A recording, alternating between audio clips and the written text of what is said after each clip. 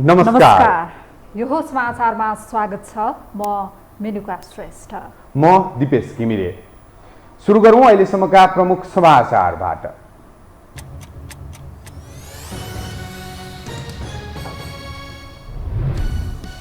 झण्डै 1 महिनापछि काठमाडौँको फोहोर उठ्न थाल्यो। 18 बुँदे सहमतिपछि सिस्टोलवासी शान्त। सङ्घ र स्थानीय सरकारबीच जस लिन टक्राव सुरु। देउवा सरकार गठनसँगै अमेरिकी उच्च अधिकारीको नेपाल आगमन तीव्र। अमेरिकी सैनिक चार्ल्सले प्रधानमन्त्री र सेनापतिसँग भेटे। विदेश नीति असन्तुलित बनेको आशंका।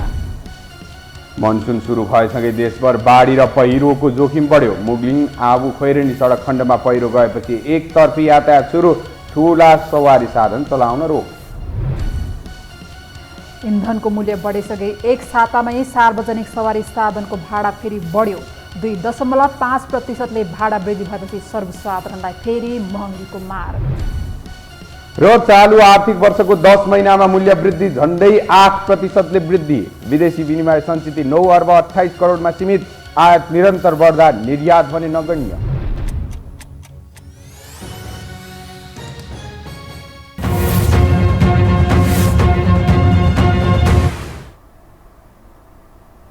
अब समाचार विस्तारमा। काठमाडौँमा फोहोर उठ्न छाडेको 1 महिनाभन्दा धेरै समय बित्यो। सिस्डोल र बन्सरे डाँडावासीले अवरोध गरेपछि एक साता यता तनावग्रस्त अवस्था पनि बन्यो। तथापि बिहिबार मध्यरात र आज भएका 2 वार्ताले फोहोर उठ्ने वातावरण बनेको छ। तर फोहोर उठ्न भने पाएको छैन। सङ्घ र स्थानीय सरकारबीच कसले जस लिने भन्ने टक्राव पनि सुरु भएको छ। एक रिपोर्ट। प्रधानमन्त्री शेरबहादुर देउबासँग बिहिबार अपराह्न भेटवार्ता गरेपछि काठमाडौँ महानगरका मेयर बालेन्द्र शाहले मध्यरातमा नुवाकोट र धादिङका स्थानीय जनप्रतिनिधिसँग सहमति गरे। सिस्डोल र बन्सरे डाँडा ल्यान्डफिल साइडमा फोहोर व्यवस्थापन गर्न अवरोध नहुने गरी उनीहरू बीच 18 बुँदे सहमति भयो। सहमति पत्रमा मेयर शाहसहित नुवाकोटको ककने गाउँपालिका 1 र 2 का वडाध्यक्ष र धादिङको धुनीबेसी नगरपालिका 1 र 3 का वडाध्यक्षले हस्ताक्षर गरेका छन्। उनीहरू बीच फोहोरको ढुवानी दीर्घकालका लागि रातिको समयमा गर्ने र प्रभावित क्षेत्रलाई महानगरबाट बजेट विनियोजन गर्ने सहमति भएको छ र मुआब्जा वितरण लगायतका मागमा सम्बन्धित मन्त्रालय तथा निकायसँग पहल गर्न महानगरले सहमति जनाएको छ। शुक्रबार बिहानै सार्वजनिक सहमति अनुसार नै फोहोरमाथिको अवरोध हटेको छ। अपराह्न फोहोरका 100औं कन्टेनर लिएर मेयर बालेन्द्र शाह आफै सिस्टोलसम्म पुगे।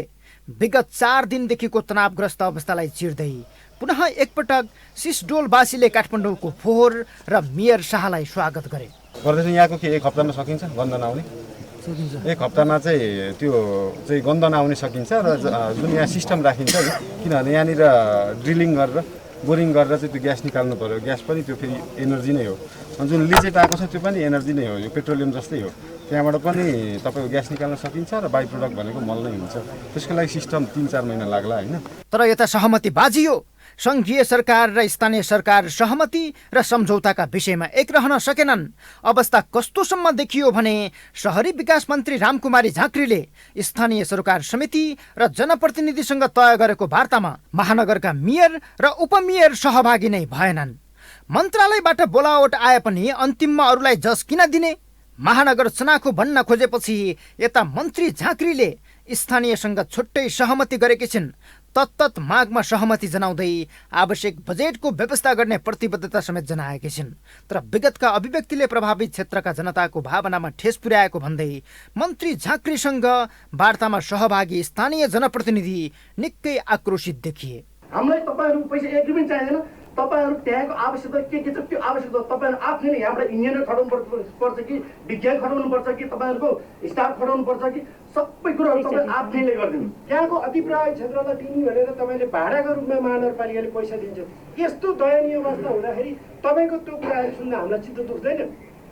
ल सिस्टमको त अस्तव्यस्तको पाड व्यवस्था गर्ने दीर्घकालीन योजना के छ त्यति सुनाइदिनु। हामीलाई विकास निर्माण बाटोसाटो के पनि चाहियो। यसअघि 10 अर्बको बार्गेनिङ गर्ने स्थानीयसँग वार्ता नहुने बताउँदै आएकी मन्त्री झाँक्रीले फोहोर व्यवस्थापनलाई झनै गिजुल्ने काम गरेकी थिइन्।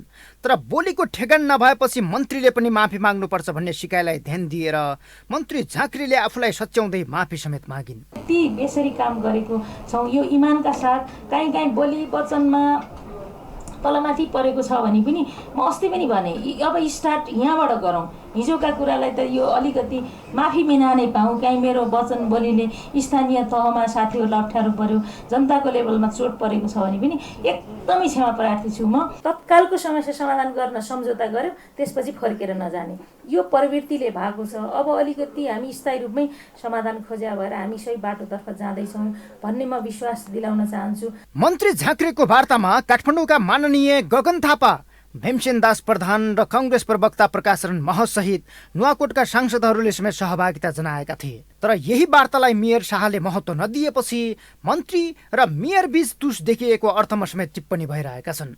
यता वार्ताबाट फोहोर व्यवस्थापनका लागि संसदीय समिति नै बनाउने निर्णय भएको छ। काठमाडौँको फोहोर फाल्दा प्रभावित हुने जग्गा एकिन गरी अधिग्रहण सुरु गर्न शहरी विकास मन्त्रालय र सङ्घर्ष समिति बीच सहमति भएको छ। यसपालि बजेट पारित गर्दै गर्दाखेरि हाम्रो यसमा चाहिँ हामीले चाहिँ यो ल्यान्डफिल साइटको बन्सरी डाँडाको यहाँको अधिग्रहण गर्नुपर्ने भनेर तोकिएको जग्गाको मुआवजा दिनको लागि दिने भनेर गरौँ र यही वर्षबाट सुरु गर्ने भनेर यहाँ राखौँ। तपाईँले भनेको सुन्दाखेरि 170 चोटि सम्झौता भएको छ। तपाईँहरूलाई हामीप्रति हामीलाई देख्न साथै रिस उठ्ने कुरा, हामीलाई देख्न साथै सब ठगहरू उनीले पुरै गर्दैन भनेर लाग्ने कुरा अस्वाभाविक भएन। तपाईँलाई दिन्छन् यहाँबाट निस्किसकेपछि फेरि अर्कोचोटि आउनुपर्छ भन्ने पहिले लाग्ने अवस्था बनेको छ। त्यसलाई म क्षमा चाहन्छु। काठमाडौँको फोहोर व्यवस्थापनका लागि दुवै थरी वार्तामा सहमति भए पनि यो दीर्घकालीन समाधान भने होइन। यसका लागि छुट्टै गृह कार्य आवश्यक छ, जुन निकै चुनौतीपूर्ण पनि छ। तर फोहोर सिस्डोलसम्म नपुग्दै यता जस लिने होडबाजी चलेको देखिन्छ। अब प्रधानमन्त्री देउबा र बालेनको सहकार्यमा फोहोर व्यवस्थापन भयो कि मन्त्री झाँक्रीको अग्रसरतामा भएको वार्ताले समाधान दियो? फोहोर व्यवस्थापनका यी दुई प्रश्न बीच भोलि फेरि फोहोरी राजनीति हुने पक्का देखिएको छ। यो हो टेलिभिजनका लागि सन्तोष बिके थापा, काठमाडौँ। सन्तुलित र प्रभावकारी कूटनीति मुलुकको आवश्यकता हो। बदलिँदो विश्व राजनीति र भू राजनीतिक संवेदनशीलताका कारण नेपाल विदेश नीति समान र सन्तुलित हुनुपर्ने बहस पुरानो हो। तर के यी आधारभूत मान्यतामा सरकार अडिग छ त? एक रिपोर्ट। अमेरिकी सेनाको इन्डो पेसिफिक कमान्डका commanding general Charles A Flynn Nepal भ्रमणमा छन्। फ्लिनले शुक्रबार प्रधानमन्त्री शेरबहादुर देउबा, राष्ट्रपति विद्यादेवी भण्डारीसँग भेटवार्ता गरेका छन्। नेपाली सेनाले गार्ड अफ अनर सहित जङ्गी अड्डामा स्वागत गरे, आफ्ना अपरेसन गतिविधिबारे ब्रिफिङ गरे। नेपाली सेनाले गार्ड अफ अनर सहित जङ्गी अड्डामा स्वागत गरे, आफ्ना अपरेसन गतिविधिबारे ब्रिफिङ सहित फ्लिन प्रधान सेनापति प्रभुराम शर्मा बीच भेटवार्ता समेत गरे। छिमेकी मुलुक भारत हुँदै 4 दिने नेपाल भ्रमणका लागि बिहिबार नेपाल आएका फ्लिन आगामी आइतबार स्वदेश फर्किने कार्यतालिका छ। यस्तै एसिया र प्रशान्त क्षेत्रीय ब्युरो संयुक्त राष्ट्रसङ्घ विकास कार्यक्रमका सहायक महासचिव निर्देशक कन्नी बिग्ना राजा नेपाल भ्रमणमै छन्। केही समय अघि मात्र अमेरिकाको प्रजातन्त्र र मानवाधिकार उपमन्त्री तथा तिब्बती मुद्दाहरूका लागि अमेरिकी विशेष संयोजक उज्रा जियाले 3 दिने नेपाल भ्रमण सकाएर स्वदेश फिर्ता भएकी थिइन्। यी केही भ्रमण मात्र नियाले पनि पछिल्लो समय नेपालमा लगालग अमेरिकी उच्च अधिकारीको भ्रमण भइरहेको छ।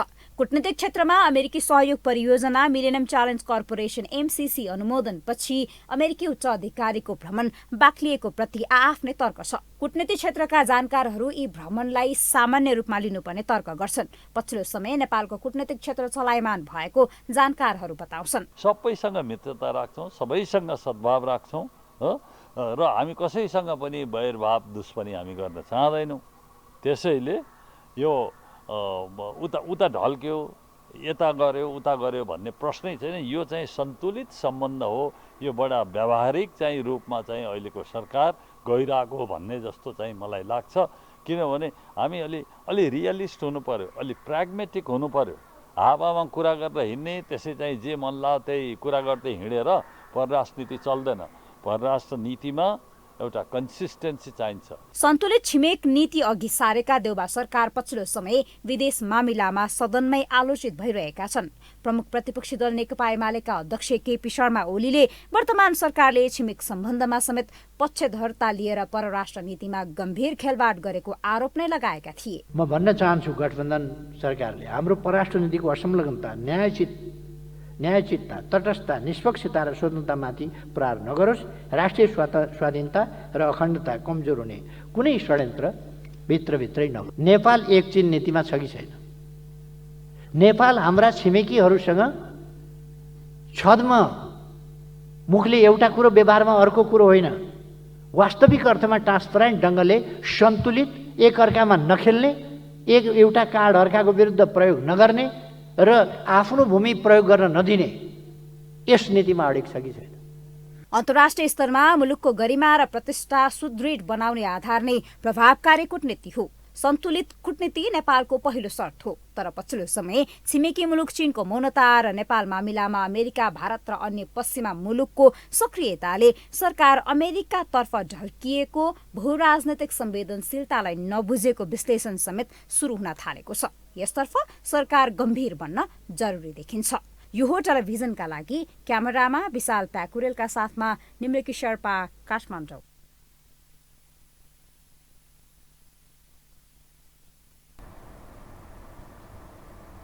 अब बाँकी समाचार। नेकपा एकीकृत समाजवादीका सम्मानित नेता झलनाथ खनालले मन्त्री फेर्ने आफ्नो पार्टीको निर्णय तत्काल कार्यान्वयन गर्न प्रधानमन्त्री शेरबहादुर देउवालाई दबाब दिनुभएको छ। आज संसद भवन नयाँ बानेश्वरमा नेता खनालले पार्टीको तर्फबाट मन्त्री हेरफेर गर्ने निर्णय अझै कार्यान्वयन नभएकोमा आपत्ति जनाउँदै तत्काल कार्यान्वयन गर्न प्रधानमन्त्री देउवालाई दबाब दिनुभएको हो। आफ्नो पार्टीले मन्त्रीहरूलाई हेरफेर गर्ने निर्णय गरिसकेकाले गठबन्धन सरकारले त्यसलाई तुरन्त कार्यान्वयन गर्नुको विकल्प नरहेको उहाँको भनाइ थियो। मैले धेरै पटक यसको जवाफ दिइसकेँ। यसमा हाम्रो पार्टीको तर्फबाट गम्भीर आपत्ति छ, त्यो तुरन्त लागू हुनुपर्छ। नेता खनालले कमसे कम मुलुकको अग्रगमन हुने गरी आगामी आर्थिक वर्षको बजेट कार्यान्वयन गर्न पनि सरकारको ध्यान आकर्षण गराउनु भएको छ।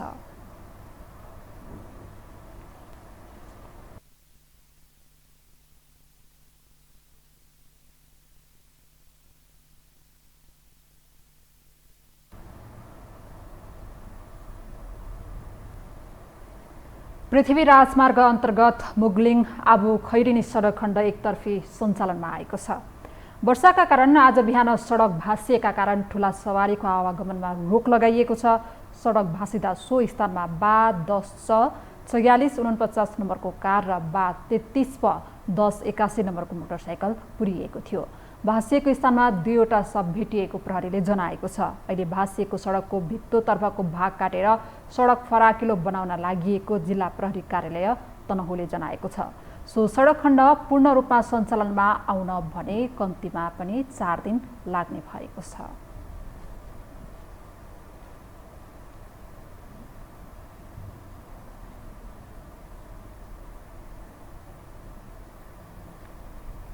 इन्धनको मूल्य बढेसँगै एक सातामै पुनः सार्वजनिक सवारी साधनको भाडा वृद्धि भएको छ। यसअघि पनि सरकारले जेठ 20 गते पनि भाडा बढाएको थियो। इन्धनको मूल्य 5% भन्दा धेरै घटबढ भएमा अन्तरप्रदेश यात्रुवाहक र मालवाहक यातायातको भाडा सो अनुसार समायोजन गर्न थालिएको छ। बिहिबार रातिबाट इन्धनको मूल्य 7.84% बढेसँगै सो वृद्धि अनुसार यातायात व्यवस्था विभागले यात्रुवाहक सवारी साधनको भाडा 2.5% वृद्धि गरेको हो।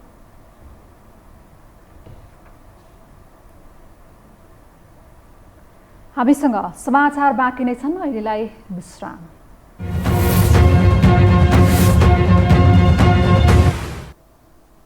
विश्रामपछि स्वागत छ। अब बाँकी समाचार। वर्षायाम सुरु भएसँगै देशका अधिकांश स्थानमा बाढी पहिरोले जनजीवन प्रभावित हुन थालेको छ। अझ काठमाडौँ उपत्यकामा त थुप्रिएको फोहोरलाई पानीले बगाउँदा सडक नै दुर्गन्धित बन्न थालेको छ, जुन समस्या समाधानका लागि सांसदहरूले सरकारको ध्यान आकर्षण पनि गराएका छन्। एक रिपोर्ट।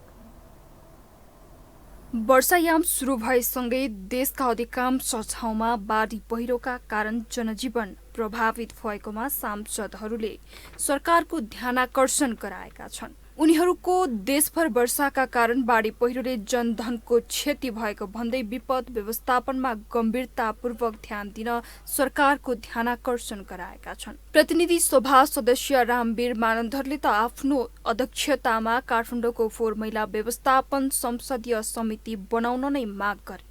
फोहोर मैलाका कारण काठमाडौँ अस्तव्यस्त भएको भन्दै उनले व्यवस्थापनका लागि आफ्नो नेतृत्वमा फोहोर मैला व्यवस्थापन संसदीय समिति बनाउन माग गरेका हुन्।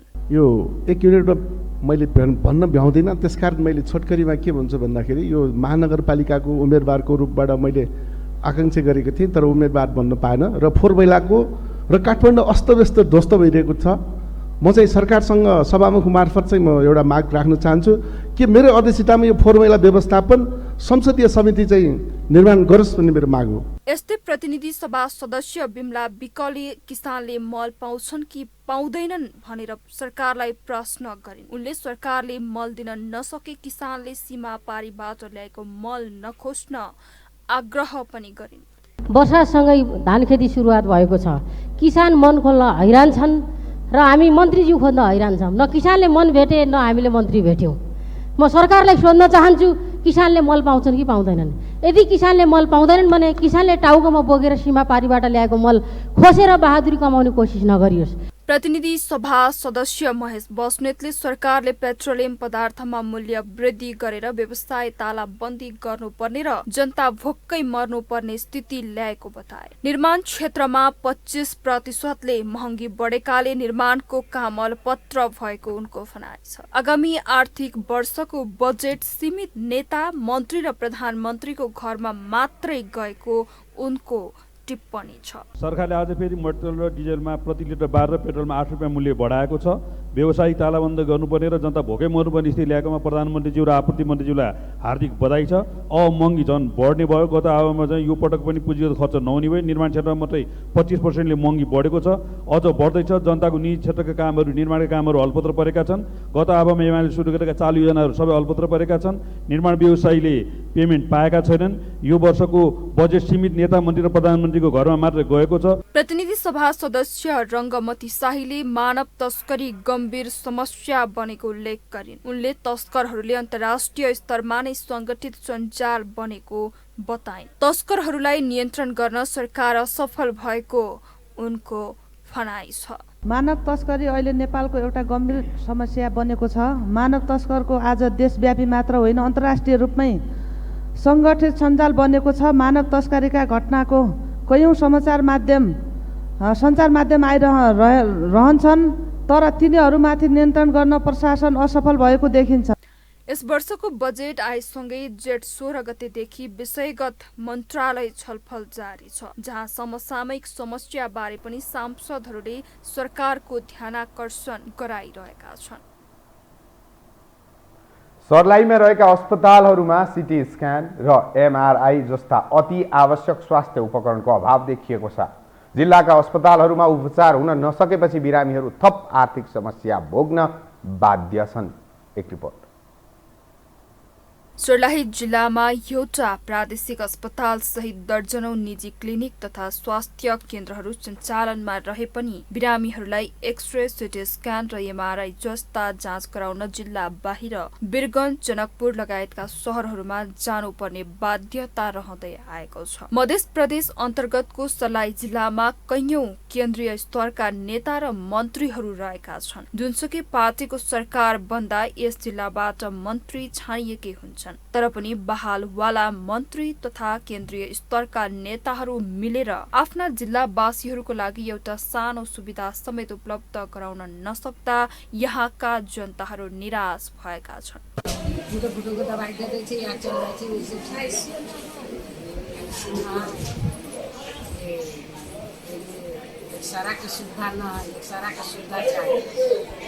जम्मा 5,000 रुपियाँमा गर्न मिल्ने सिटी स्क्यान र एमआरआईका लागि बिरामीहरूलाई जिल्ला बाहिरका तथा भारतको विभिन्न ठूला शहरमा जानुपर्दा सर्वसाधारण नागरिकहरूलाई 5,000 को ठाउँमा 50,000 वा सोभन्दा बढी आर्थिक भार खेप्नु परेको छ।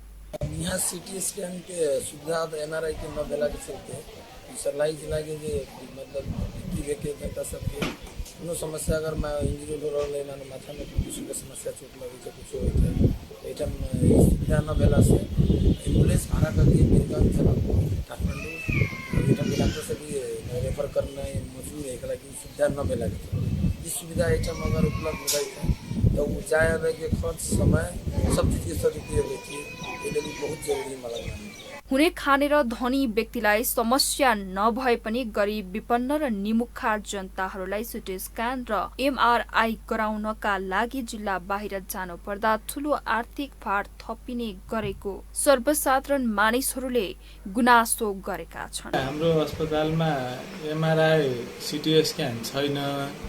अब आगामी आर्थिक वर्षमा त्यहाँ प्रदेश सरकारले दिने कुरो छ। अब टाइम चाहिँ लाग्छ 1 साल जति।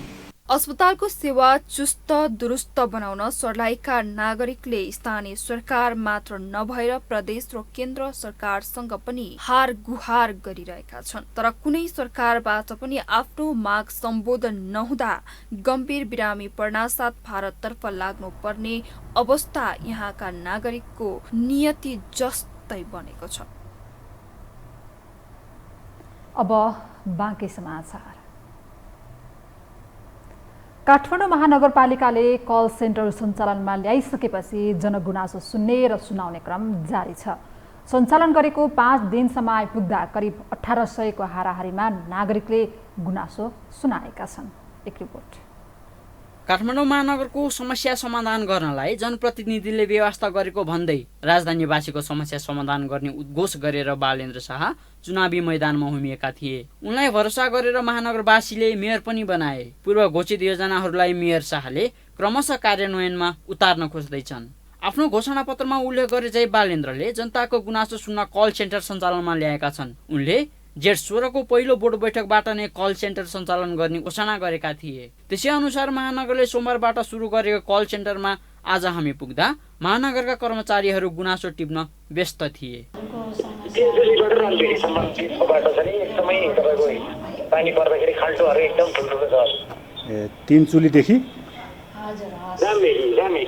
हामी त्यहाँ करिब आधा घण्टा रहँदा गुनासो राख्नका लागि फोनको घन्टी कयौं बजिरह्यो। आजभोलि कल सेन्टरमा जनगुनासो राख्न दैनिक करिब 100 को हाराहारीमा यस्तो फोनको घन्टी बज्ने गर्छ। फोहोर मैला सम्बन्धी नै बढी आइरहेछ, किनभने यो जल्दो बल्दो समस्या भएर पनि हो र यो फोहोरको धेरै कलहरू चाहिँ फोहोरहरू उठेन। अब यो भए पनि तत्काल चाहिँ गरिहाल्नुपर्ने फोहोरहरू अब कसरी उठाउने, एकदम दुर्गन्ध आयो। अब फोहोरै उठाउन नसके पनि केमिकलहरू राखेर गर्न सकिन्छ कि भन्नेहरू आइरहेछ। यो 16 वडाको खरीको बोटमा वरिपरि एउटा एकदम ठुलो खाल्टो छ अरे त्यहाँ। अनि यो 2 वर्षदेखि त्यो खाल्टो भएको चाहिँ नि खाल्टो भएको कारणले गर्दाखेरि त्यहाँ मान्छे लड्ने, पशुहरू लड्ने यस्तो समस्या भइरहेछ। त्यो वडाबाट चाहिँ नि अब त्यो काम भएन भन्ने गुनासो पनि आयो आज यहाँ। कल सेन्टरले खाली नागरिकको गुनासो मात्र सुन्ने काम गरेको छैन, उनीहरूको समस्यालाई सम्बन्धित निकायकोमा पुर्याएर समाधान खोज्ने काम पनि गरेको छ। सके तत्काल नसके पनि 1-2 दिनमा समस्याको समाधान पनि खोजेको छ। हाम्रो एम्बुलेन्स छ, एउटा सबै साधन मेटेरियल सहितको एउटा एम्बुलेन्स छ, त्यसले चाहिँ क्विक रेस्पोन्स गर्छ त्यो ठाउँमा गएर। हाम्रो उद्देश्य चाहिँ त्योभन्दा नि अझ छिटो हुने गरी हामीले गरिरहेका छौँ। तर अलि चाहिँ भर्खरको सुरुवातको भएको कारणले त्यो 1-2 दिन लाग्न सक्छ। कल सेन्टरमा फोन आइसकेपछि त्यो महानगरको सर्भर कल डिटेल रेकर्ड CDR-मा रेकर्ड हुन्छ। गुनासो वा सोधपुछकर्तासँग कुरा गर्दै अपरेटरले उनीहरूको फोन नम्बर, फोन गरेको समय, गुनासो वा सोधपुछको विवरण, भौगोलिक नक्सा जस्ता आधारभूत विवरण सफ्टवेयरमा भर्छन्। त्यसपछि गुनासो बुझी उनीहरूले समस्या समाधान गरेर आइसकेपछि गुनासो गर्नेलाई फेरि फोन गरेर प्रगति विवरणबारे जानकारी पनि गराइन्छ। कल सेन्टरमा अहिले बढी जस्तो फोहोर व्यवस्थापन, सडकको खाल्डाखुल्डी र कोभिड भ्याक्सिन कार्डको QR कोडका सम्बन्धी समस्या लिएर फोन आउने गरेको छ। सुरुका दिनमा यस्ता कलहरू 100 को मात्रामा आउने गरे पनि पछिल्लो समय भने क्रमशः घट्दै गएको छ। शुक्रबारसम्ममा करिब 1800 को हाराहारीमा कल आएको डाटा महानगरसँग छ। महानगरलाई गुनासो सुनाउन 16 60 01 5511 मा निशुल्क सम्पर्क गर्न सकिन्छ। यो टेलिभिजनका लागि क्यामेरामा विमल चौहानका साथ निरज कोइराला, काठमाडौँ।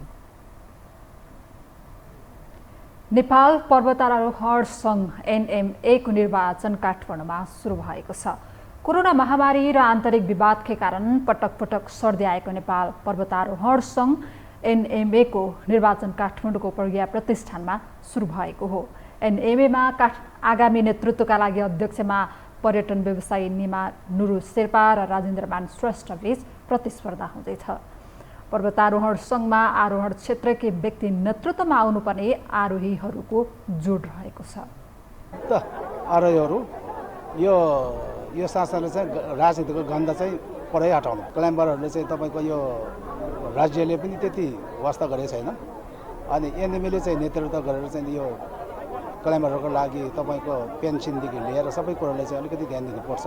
अब हामीले नेपाल आर्मी पुलिस जस्तो एक किसिमले हामीले चाहिँ काँधमा बन्दुक बोके छैन, तर तै पनि हामीले चाहिँ खुट्टामा क्राउबम एकदम इक्विपमेन्टहरू ल्याएर चाहिँ एकदम गरेछ। अनि अबको नेतृत्व गर्ने टोली चाहिँ हामी मात्र शेर्पाहरूलाई चाहिँ अब यताउता भइपरि केही भएका राम्रो गरेर आओस्, अनि हाम्रो छुट्टै स्कुलहरू बनोस्, अनि हस्पिटलहरू छुट्टै बनोस्, त्यस्तो चाहन्छौँ हामी चाहिँ। पर्वतीय पर्यटनको छाता संस्था नेपाल पर्वतारोहण सङ्घ मुलुकको पर्वतीय पर्यटन क्षेत्रको विकास, प्रवर्धन र आरोहीहरूको अग्रणी अभिभावक संस्था मानिन्छ।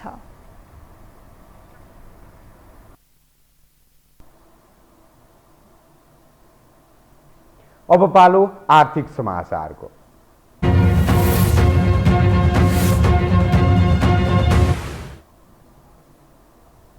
नेपाल राष्ट्र बैंकले चालू आर्थिक वर्षको 10 महिनाको देशको वर्तमान आर्थिक अवस्था तथा वित्तीय स्थितिबारे तथ्याङ्क सार्वजनिक गरेको छ।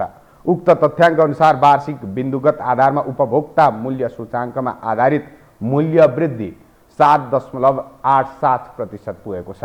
उक्त तथ्याङ्क अनुसार यस अवधिमा आयात 28% र निर्यात 59.8% बढेको छ। त्यस्तै कुल विदेशी विनिमय सञ्चित 9 अर्ब 28 करोड अमेरिकी डलरमा सीमित भएको छ।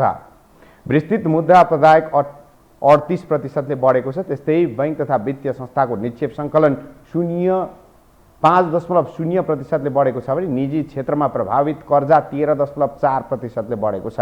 त्यस्तै विप्रेषण आप्रवाह 10 महिनामा 0.2% बढेको छ। यस अवधिमा समीक्षा अवधिमा विप्रेषण आप्रवाह 0.2% वृद्धि भई 811 अर्ब 79 करोड पुगेको केन्द्रीय बैंकले जनाएको छ। सार्वजनिक ऋण निरन्तर बढेको भन्दै अर्थ समितिमा सांसदहरूले चर्को विरोध गरेका छन्। आन्तरिक र वैदेशिक ऋण बढ्ने तर खर्च भने गर्न नसक्ने भनेर उनीहरूले सरकारको आलोचना गरेका छन्। एक रिपोर्ट। अर्थमन्त्री जनार्दन शर्माले मुलुक आन्तरिक राजस्व वृद्धि गरेर आत्मनिर्भर नभएसम्म आन्तरिक तथा बाह्य ऋण लिनुपर्ने अवस्था रहेको बताएका छन्। शुक्रबार प्रतिनिधि सभा अन्तर्गतको अर्थ समितिले सार्वजनिक ऋण व्यवस्थापन विधेयक 2076 माथि छलफलमा बोल्दै मन्त्री शर्माले सरकारले मुलुकलाई सन् 2026 सम्म कम विकसितबाट विकासोन्मुखमा स्तरोन्नति गर्ने लक्ष्य राखेकोले त्यसको लागि अर्बौं लगानी गर्नुपर्ने भएको बताए। मन्त्री शर्माले मुलुकको स्तर उन्नति गर्नको लागि अहिले बजेटमा छुट्याइएको पुँजीगत तथा समग्र खर्चले मात्रै लक्ष्य हासिल हुने दावी गरे। उनले ऋण भुक्तानी गर्नुपरेकाले अहिलेको बजेटमा पुँजीगत खर्च भन्दा चालू खर्चमा वित्तीय व्यवस्थापन धेरै भएको बताए। नेपाल सरकारको अर्थमन्त्रालयको सोचमा के हो भने परियोजना बेस हामीले ऋण लिनुपर्छ। त्यो ऋण परियोजना आफैले तिर्न सक्ने गरी दिँदाखेरि त्यसको भार जनतामा पर्दैन। परियोजना आफैले तिर्न सक्छ। त्यस्ता परियोजनाहरूमा नै हामीले ऋण लिँदाखेरि त्यसले पुँजी निर्माणमा, पूर्वाधार निर्माणमा र जिडिपी मा समेत योगदान गर्ने भएकोमा त्यस्तो ऋणहरू लिन आवश्यक हुन्छ भन्ने हाम्रो धारणा रहेको छ। त्यस्तै अर्थ सचिव मधु कुमार मरासिनीले सरकारले अहिले सार्वजनिक ऋण व्यवस्थापन हेर्ने छुट्टै निकाय बनाएर व्यवस्थित बनाउन लागेको बताए। सचिव मरासिनीले अहिले प्रदेश सरकारले समेत आन्तरिक ऋण लिन सक्ने व्यवस्था भएकाले त्यसको समेत व्यवस्थापन गर्नु परेको बताए। एउटा शाखाको रूपमा जस्तो मात्रै भएको यो त्यति व्यवस्थित पनि थिएन। त्यसले तीनटा फन्डामेन्टल डिपार्चर चाहिँ यो ऐनले खोजेको छ। एउटा चाहिँ यो सार्वजनिक ऋणको व्यवस्थापन गर्ने कुरा चाहिँ एउटा सेपरेट चाहिँ अर्गनाइजेसनबाट व्यवस्थित रूपमा गर्नुपर्छ भन्ने हिसाबले हामीले अहिले चाहिँ पब्लिक डेट म्यानेजमेन्ट अफिस नै इस्टाब्लिस गरेका छौँ अर्थ मन्त्रालय अन्तर्गत, जुन हिजोसम्म महालेखा नियन्त्रक कार्यालयको एउटा शाखाले हेर्थे त्यति व्यवस्थित हुन सकेका थिएन।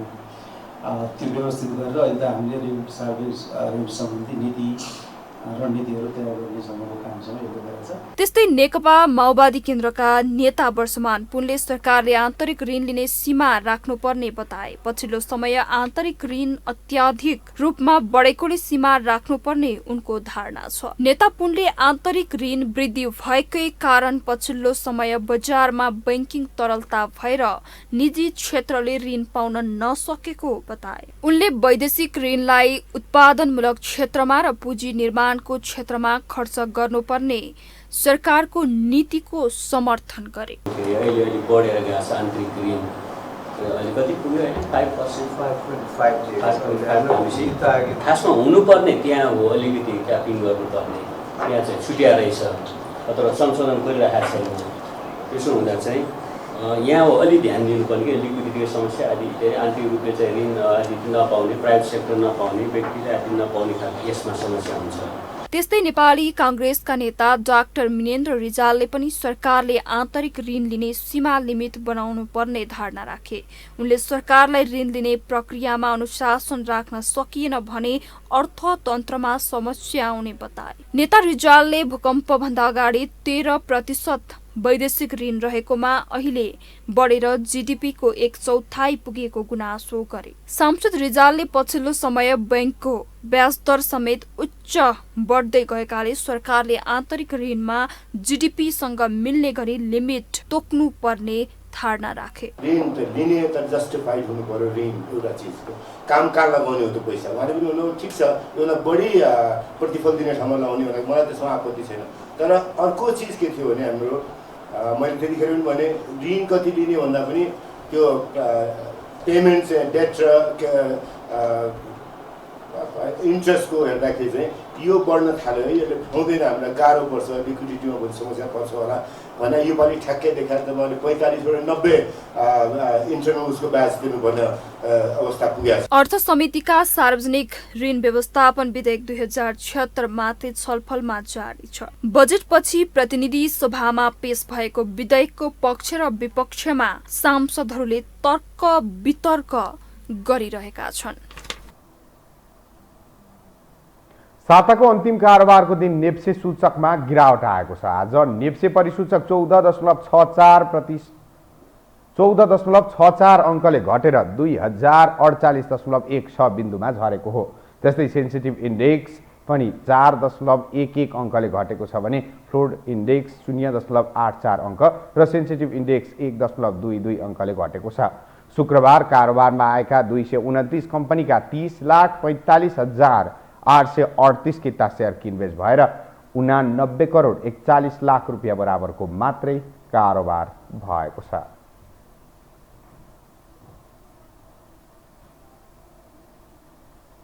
हामीसँग अन्तर्राष्ट्रिय र खेल समाचार बाँकी नै छन्। अहिलेलाई विश्राम।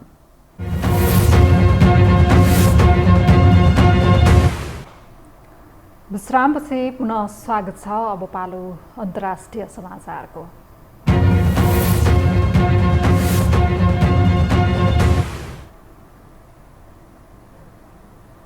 भारतमा 16औं राष्ट्रपति चयनका लागि चुनावको मिति घोषणा गरिएको छ। राष्ट्रपति चयनका लागि यही जुलाई 18मा चुनाव हुने निर्वाचन आयोगले जनाएको छ। वर्तमान राष्ट्रपतिको कार्यकाल नसकिँदै नयाँ राष्ट्रपति निर्वाचित भइसक्नुपर्ने प्रावधान रहेको छ। भारतका वर्तमान राष्ट्रपति रामनाथ कोविन्दको कार्यकाल यही जुलाई 24मा सकिने भएकाले नयाँ राष्ट्रपति चयनका लागि चुनाव हुन लागेको हो।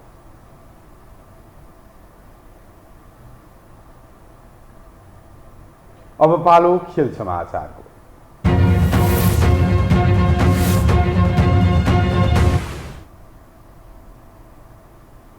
अमेरिकामा जारी आइसिसी पुरुष क्रिकेट विश्वकप लिग 2 अन्तर्गत त्रिकोणात्मक सिरिजको पहिलो खेलमा नेपाल ओमानसँग पराजित भएको छ। आज बिहान सम्पन्न खेलमा नेपाल 13 रनले पराजित भएको हो। ओमानले दिएको 212 रनको लक्ष्य पछ्याएको नेपाल 49 ओभर 4 बलमा अल आउट हुँदै 198 रनमा समेटिएको छ। नेपालका लागि आरिफ शेखले 66 रनको अर्धशतकीय योगदान गरेका थिए। यस हारसँगै नेपाल 12 खेलमा 12 अङ्क जोडेर 6औं स्थानमा छ। ओमान 33 खेलमा 42 अङ्क जोडेर शीर्ष स्थानमा रहेको छ। अब नेपालले दोस्रो खेलमा अमेरिका विरुद्ध भोलि प्रतिस्पर्धा गर्नेछ।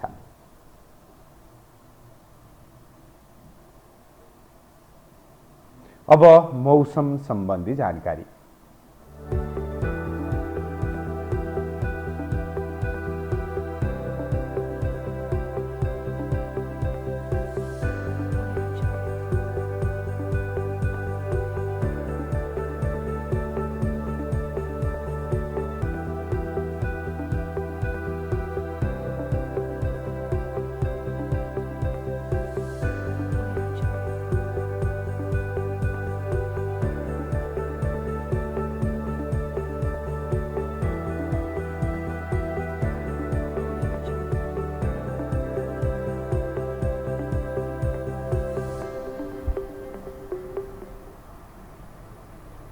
मौसम सम्बन्धी जानकारीसँगै हामी यो हो समाचारको अन्त्यमा आइपुगेका छौँ। बिदा हुनु अघि प्रमुख समाचार पुनः एकपटक।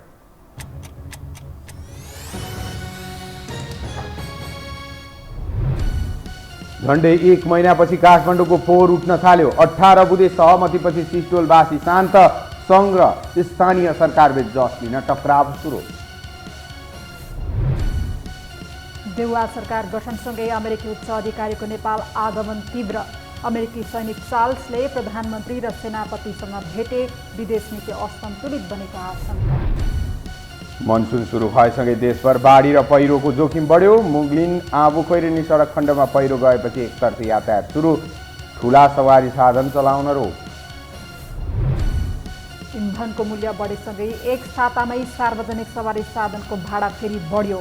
2.5% भाडा वृद्धि भएपछि सर्वसाधारणलाई फेरि महँगीको मार। र चालु आर्थिक वर्षको 10 महिनामा मूल्य वृद्धि 8% वृद्धि। विदेशी विनिमय सञ्चित 9 अर्ब 28 करोडमा सीमित। आयात निरन्तर बढ्दा निर्यात भने नगण्य।